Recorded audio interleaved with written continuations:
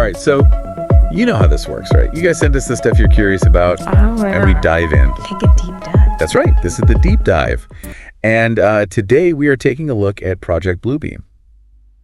This one is a fun one. Oh, this is a good one. This is one of those conspiracy theories that, like, you know... It's got everything. It's got it all. Yeah. It really does. It's got aliens and the New World Order and, government cover-ups and... Mind control. Mind control. It's like the whole buffet of conspiracy theory goodness. It really is. So where do we even begin with this one? Well, maybe we should kind of like set the stage a little bit, right? Like, what are we actually talking about when we say Project Bluebeam? Right. Okay. So the basic gist is that there's this theory that there's this plan. Like a top secret plan. A top secret plan called Project Bluebeam.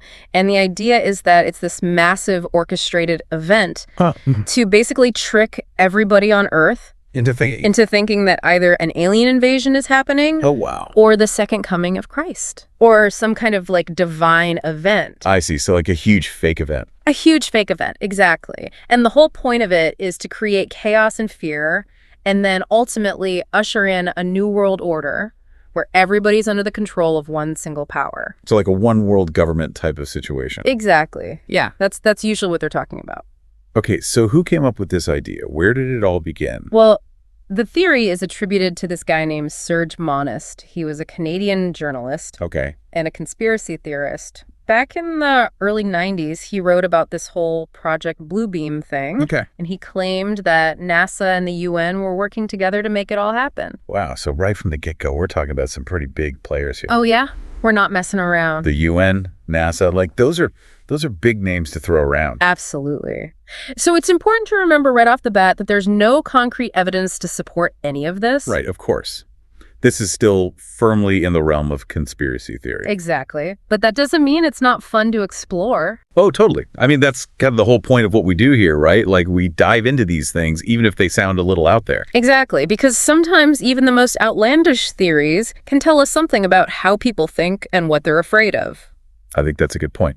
So let's get into the nitty-gritty here. Like, how is this whole Project Bluebeam thing supposed to work? Like, what are the steps involved? Okay, so Monast laid out this 4-step plan. A 4-step plan? That's right. Like a recipe for global domination. Okay, I love it. I'm already intrigued. So what's step 1? All right, so step 1 is all about shaking things up, literally. It involves creating fake earthquakes. Well, hold on, fake earthquakes? How is that even possible? Well, the theory doesn't really get into the specifics of how they would actually do it, but the idea is that they would use some kind of advanced technology to cause earthquakes in very specific locations. Okay.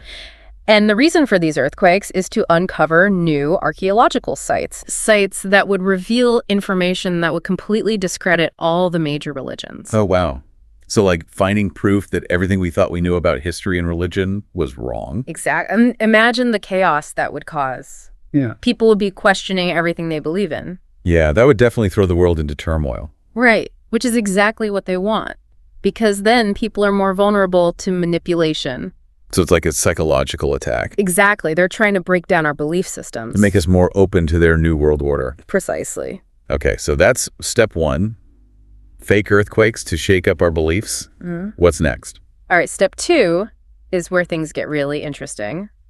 This is the giant space show. The giant space show. Okay, now we're talking. So this is where they supposedly use super advanced technology like satellites and lasers and holograms to project these massive, incredibly realistic images in the sky. Wow, so like we're talking about like giant holographic aliens or something. Yeah, exactly. Or maybe even like images of Jesus or other religious figures. Okay, now that's just playing with people's deepest fears and hopes.